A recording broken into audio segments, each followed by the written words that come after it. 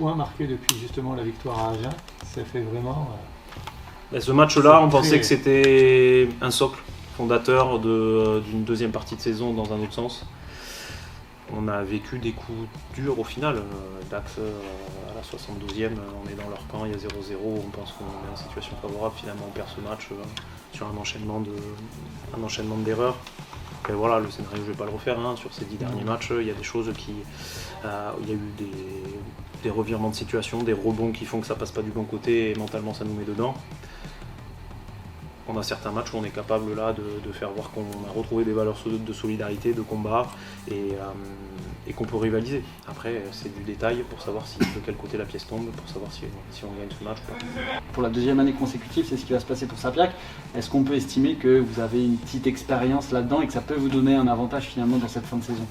L'expérience, malheureusement, oui, ça me fait chier de dire ça, mais jouer le maintien à Montauban, c'est pas forcément le but premier.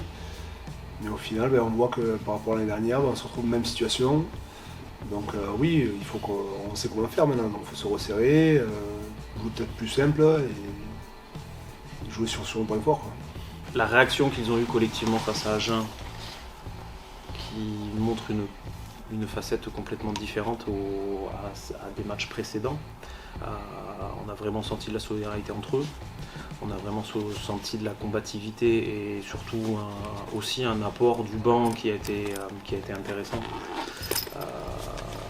On sait que c'est des matchs de gros combats, on rate un peu notre entame la semaine dernière, on rate notre entame la semaine dernière en prenant beaucoup de points très rapidement, mais collectivement on arrive à tous se resserrer pour pouvoir rattraper ce retard. Match aller à Agen, on est un peu dans la même dynamique, on a le drop à 30 secondes de la fin, là on remarque 2 minutes avant la fin et on n'arrive pas à vivre la même fin de match qu'au match aller.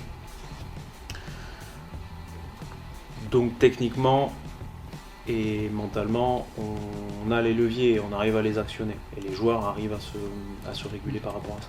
À aucun moment on a dit que c'était facile, loin de là. Donc aller à Biarritz, ça va être très compliqué. Je crois que Montauban n'a jamais gagné à Biarritz. Donc comme on disait, c'est de faire la première là-bas, quoi. Donc ça va être très compliqué. Je pense pas que les joueurs jouent avec le frein à main ou avec la peur de mal faire. Ils s'engagent. Et par moments, il y a des grains de sable qui viennent se mettre dans les mécanismes et on essaie de les corriger.